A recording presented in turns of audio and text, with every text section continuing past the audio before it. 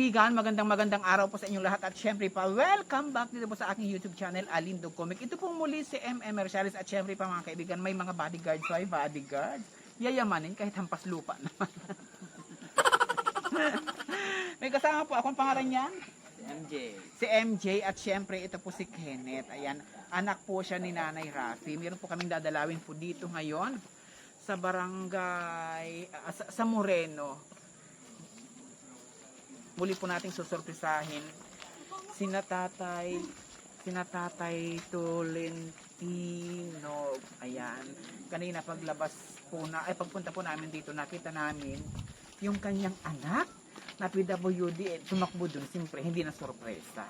Naluloka talaga ako. Imbis na sorpresa, idinaldal na nung anak na masasampal ko ang PWD. Yung di ba? Yung mabait na anak ni Tatay Tolentino, yung pinakaroling ko, no? Ang bait niya. Kahit ganun yung kanyang may kapansanan, matulungin sa kanyang mga magulang. Yan, eto na. Salamat naman at hindi naman ako nagbitbit niya. Ano ba? Ito na naman ako. Dapat kinakarga talaga ako. Yan, no? Yung mga kalalakihan. Matagal ko nang pinangarap na kargahin talaga ako ng mga kalalakihan. Walang nagkakagusto sa aking kargahin talaga ako. Yan, dito na po kami.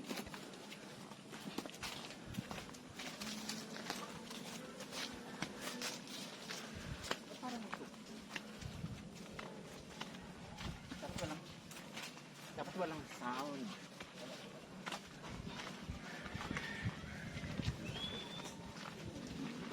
Ano naman?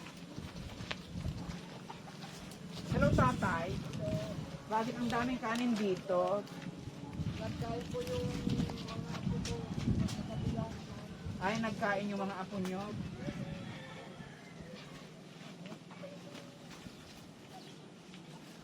Alas po, nagkain ako maawali. Pupunas. Hello? Nag-aagawan yung mga istasyon mo naman. Hindi ko makuha-kuha. At mag-aagawan, Daming nakasalimot. hanggang Quezon nga kami, hanggang Camarines Sur, ang lakas-lakas ng Inaano aming ko yung ano. pa-English po. Naabang-abangan ko pa naman. Dito ako uupo, hindi ba ito babaliktad? Hindi man. Magbalik ka ka Ayan. Okay, ito meron naman akong dala. Oh. O asan dito ang sasalubong sa akin? Parang ayaw nila ng mga dala ko, ano?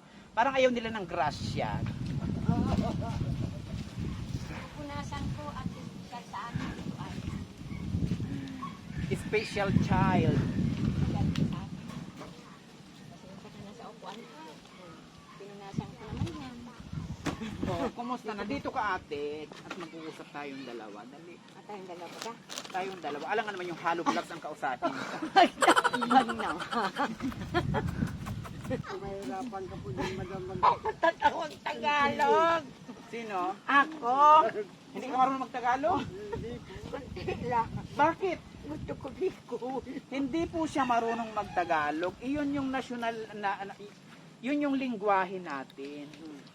Tagalog na. Oo, magtagalog tayo. Oh, may mga malilikot. Ayaw ko, nauubos ang pasensya ko sa mga batang malilikot talaga. Nanggigigil talaga ako. Mauubos ang pasensya. Naku talaga. Ayokong may mga batang Ayos na dyan. po baga, madam. Yes, mamaya ako magsisermon diyan tungkol sa Nakakot na kanya. po. Oo, yung bakal kung hindi Pati pa. yung Yan ang lugar ako. Mother, bakit andito ka ngayon? Wala ka bang trabaho ngayon? Wala akong trabaho ngayon. Rest day akong 2 araw na. Rest day ng Oo, dalawang kasi araw daw na. nga mahina ang bintahan. Mahina. Kaya pina-rest day ako. 2 araw na ako rest day. Di paano yan? Rest day mo pero wala kang kita. Wala. Kapag halimbawa, kung sakaling magdirdiretso kang rest day, Yan lang talaga mahirap. paano ngayon ang Ano pangkabuhayan nyo? Saan kayo kukuha? Kahit saan na lang nandyan ako sa kampungan, kung saan pa pwede kami makakuha ng pang araw-araw namin, yun lang. Kung meron dyan na ano, meron, dito may gabi ako noon. Nag-isas, may gabi, tapos yan nakuha kami ng gabi, tapos may kangkong kahit malalim, talagang sinasaguro ko dahil sa pangangailangan. Tapos, kapag ka nakakakuha ka ng kangkong, ibinibenta mo. Pinipinta ko yun, ang pinapambigas namin. Saan mo naman nanay ibinibenta? I mean, sa palengke ba? O di sa mga bahay-bahay lang? Sa palengke, isang palengke na ubos dito, paglalako ako, sa palengke. Sa palengke. Lakad lang mula dito hanggang palengke. Medyo may kalayuan din. Ano? Saan ka naman kumukuha ng kangkong? Wala naman dito mga tanom ng kangkong. Mga Doon tanim. nga, nasa lulong. Yun naman dito, dyan kanina.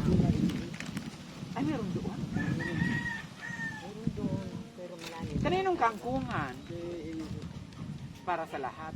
Kay Henry doon, pero nahingi kami. Mabait naman. Ano? Mabait siya, kasi nga may ganawan siya.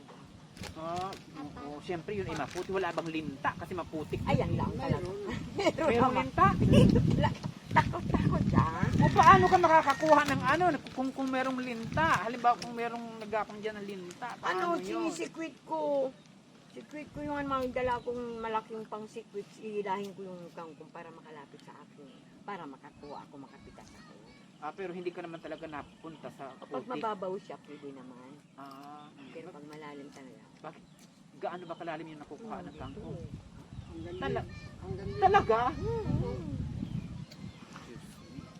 Hanggang dito yung Oo. Kung sakaling wala namang dahon ang kangkong, ano naman yung ginagawa mo? Kasi hindi lahat ng pagkakataon at o oras may dahon ang may talbos ang kangkong. yan, isa pa yan, natalbos pa din ako. Kung ano ang pwede kong may pagbinta, natalbos din ako, nahingi ako. Talbos ng ano? Kamote. Kamote. Tapos yung mga dahon na ampalaya. Saan ka Yan. kumukuha ng mga dahon ng ampalaya? Diyan sa may ano. Sa mga gubat? Oo, sa may college. Marami siya. O yung mga, kung tawagin ay pariya, mga layas na ampalaya, favorite ko yun sa ano yun, sa munggo.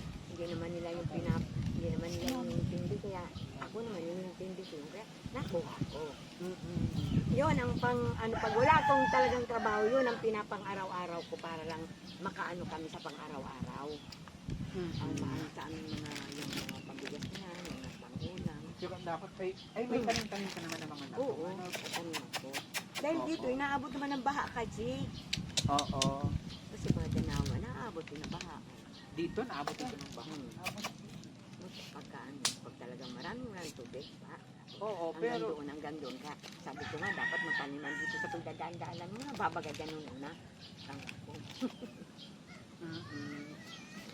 pero hindi naman lahat ng pagkakataon baha, no? Oo. So, dapat ang gagawin kapag yung panahon natin ay hindi tag-ulan, doon ka dapat magtatanim ng ano, kung ano para Pag hindi naman, pangkuha na rin pag hindi naman tag-ulan, pinapakuha ako, yun ang kapag-araw. Kukunin ako. Kaya lang usapan namin, pagka gusto niyang kunin ako, basta mapunta ako sa kanya. Pag hindi naman, at ang dami kami, pagka naapat kami, ano sa expenses talo. Kaya kailangan sa amin tatlo, isa-isa lang kami graduate school. yun nga lang ang problema. Kapag halimbawa ang rest day mo ay binarest day ka ng ilang araw, ang pinaka-problema mo dyan ninyo, yung pang araw-araw na pagkain, no? Pero hindi naman ako naghahanap sa pang-araw-araw. Kaya kahit baga isang araw lang makakuha kami ng kahit mga 2 kilo, serve na yun sa amin sa pang-araw-araw. Ang ginagawa ko talaga, kasama ko si Bonsoy, nagkuha kami ng gabi, talbos kamote, kangkong, yung makakaano sa amin sa pang-araw-araw, yung makakapal sa amin sa pang-araw-araw. Yun, habang wala akong trabaho rin. Pag-resting naman ako yun. Oo. Yun lang. Di ba parang nabanggit mo sa akin na naglalabada ka? Malamig. Nanalabada May din ako. mga- Kahit ano na lang trabaho, pwede kong gampanan. Naglalabada ako, nagtatanim ako. Minsan nga, nag-construction ako. Nag-construction ka? Anong klase ng construction? Bahay? Kalsada? Sa kalsada. Sa kalsada. Ano lang kung tumawa doon dyan, sa ano yung paggawaan dyan sa kalsada. Anong ganun? Nagpapala ka? Nagpala ako kasi malakas lakad pa naman ako. Tapos nung yan, sabi sa akin sa barangay, magkuha ka niya ng permit kung talagang pwede ka pa. Ay, pwede pa daw ako. nakuha ako bilang Bulong mo. parang construction na nga. Nagaano lang naman kami ng mga baybayan, graba, tapos iba naman yung naghahakot. Anong pakiramdam mo nyo dahil meron tayong 10 kilong bigas at groceries? Ay, salamat. Salamat man, talagang walang-wala kami. Wala po Wala talaga. kami talaga. Kumain. Masaya? Oo, malugaw na lang sana. Masaya po. Kaya na, sabi ko nasa timing naman, sabi ko, alam mo, natira nila ako sa Lord. Sabi ko, bigyan mo naman kami kahit kunting pwede may mapagsaluhan. Nandiyan ako na. Yan ang pag-asa ko talaga. Ito po, meron itong 15 piraso ng itlog. Tapos itong mga choco powder to na 12 piraso, isang dosena to, no? Isang dosena to, tapos malaking gatas, may malaking gatas, tapos 2 balot na biskwit, merienda niya o ninyo. Tapos meron na din po itong sotanghon, merong dilata, merong sabong panglabat, sabong mabango. Ang sabong mabango, kalahating dosena ang binili ko, no? Ikaw na ang hulog sa amin. Tapos po, may sotanghon po ito, may corned beef, may sardinas, no? Tapos ito, 10 kilong bigas. Ikaw naman ang hulog talaga sa amin. Kasi hindi ako nakakalimot sa Lord, basta magang-magan. Lord, sabi ko, ikaw na po ang bigay sa amin ng biyaya sa araw-araw ng paglakad ko. Sabi ko, ingatan mo pa ako dahil ako lang po ang nagkakaad sa amin. Sabi ko, gusto ko pati yung mga pamilya ko magagaling sila, wala silang sakit. Di baling naghihirap kami basta walang sakit. Yun yung importante. Bakit naman nag-iiyak ka? Anong ibig sabihin ng iyak mo Natutuwa yan? lang ako. Kala ko Kasi, natatakot ka na sa mukha ko. hindi, natutuwa lang kasi ako. Kasi parang tinutugon naman ni Lord. Ikaw ang aking parang angel Garza. Hindi po ako mukhang angel. Ito po, hindi po ito galing sa akin, no? Galing ito kay Sheila. Anong masasabi mo? Anong mensahe mo kay Sheila? Kasi siya ang sponsor.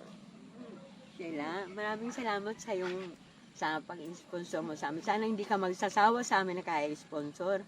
Kahit napaganda na ninyo yung bahay namin, yung dream house namin, dahil sa pamamagitan mo, salamat na mahigit. Sana marami pang katulad mo ang makatulong sa amin na mamahihirap.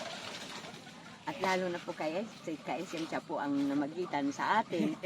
MM po ako. Ni MM para kami matulungan din na mailapit sa inyo. Salamat sa inyo. Ayan, okay. So, siyempre, masaya na kayo, no? Meron na kayong sutanghon. Itong sutanghon, pwedeng may malunggay ka dyan, di ba?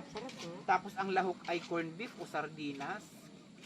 Pag wala na kaming lahok, basta ginigisa ko lang yung sarap na may bitsin. Ayok. Talaga. Oo. Solid na. Papunta na rin kami. Ano po, kasi medyo dumidilim na magluluto pa ako ng hapunan sa bahay. Niluluto ko na ito. Salamat, man. Yan. Maraming salamat sa iyo, Sheila. Sheila. Thank you so much dahil sa iyo nabigyan na naman natin ng kasiyahan ang family ni Tatay Tolentino. Anong apelido niya nga?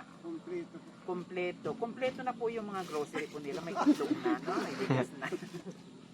Isasaing na lamang po nila, lulutuin na lang. Ayan. Ito po muli mga kaibigan, si MM Mercialis. At syempre, huwag po ninyong kalimutang i-subscribe ang aking YouTube channel, Alindog Comic. At don't skip ads para po manumbalik na po yung aking kita sa YouTube para meron din po akong personal na maitulong na nanggaling po sa akin para po sa ilang mga kababayan po natin na naghihirap po sa buhay. Maraming salamat. Bye-bye and God bless. Bye.